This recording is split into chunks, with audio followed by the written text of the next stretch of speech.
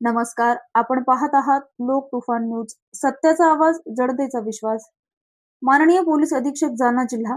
विषय तथाकथित गोरक्षकाकडून होणाऱ्या मारहाणीच्या घटनांवर कठोर कारवाई करून कायदा व सुव्यवस्था कायम राखण्याबाबत निवेदन. महोदय, सविनय निवेदन असे की जालना जिल्ह्यात तथाकथित गोरक्षकांकडून निष्पाप मुस्लिम नागरिकांना लक्ष्य करून मारहाण व दमदाटी करण्याच्या घटना वाढत असून त्याबाबत आम्ही तीव्र चिंता व्यक्त करत आहोत.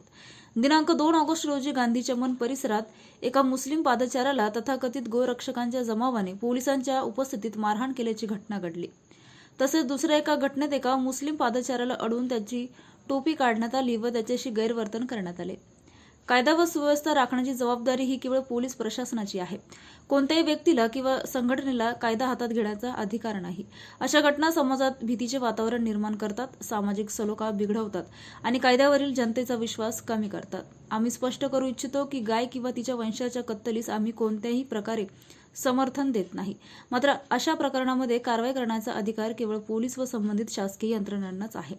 तथाकथित गोरक्षकांना कायदा हातात घेण्याची मुभा देता कामा नये. या घटना केवळ 1-2 ठिकाणापुरता मर्यादित नसून जिल्ह्यात विविध ठिकाणी अशा प्रकारच्या घटना घडत आल्याने नागरिकांमध्ये भीती व असुरक्षिततेची भावना निर्माण झाली आहे. त्यामुळे आपणास विनंती आहे की कायदा हातात घेणाऱ्या तथाकथित गोरक्षकांविरुद्ध तात्काळ व कठोर कायदेशीर कारवाई करण्यात यावी. कोणत्याही व्यक्तीला किंवा संघटनेला कायदा हातात घेण्यापासून रोखण्यासाठी प्रभावी उपाययोजना करण्यात याव्यात. दिनांक 2 ऑगस्ट रोजी घडलेल्या घटनेची निष्पक्ष चौकशी करून दोषींवर कायदेशीर कारवाई करण्यात यावी. दिनांक 2 ऑगस्ट रोजी जुना जालन्यातील महानगरपालिका शॉपिंग मार्केटमध्ये घडलेल्या घटनेप्रकरणी अटक करण्यात आलेल्या मुस्लिम युवकांवरील भारतीय न्याय संहितेच्या कलम 307 अंतर्गत दाखल गुन्ह्याचा निष्पक्षपणे फेरविचार करून योग्य ती कारवाई करण्यात यावी. आमच्या माहितीनुसार तथाकथित गोरक्षक बाजारात घुसल्यानंतर विक्रेते व त्यांच्यात वाद झाला होता. या संपूर्ण प्रकरणाची निष्पक्ष चौकशी करून सर्व संबंधितांना न्याय मिळावा.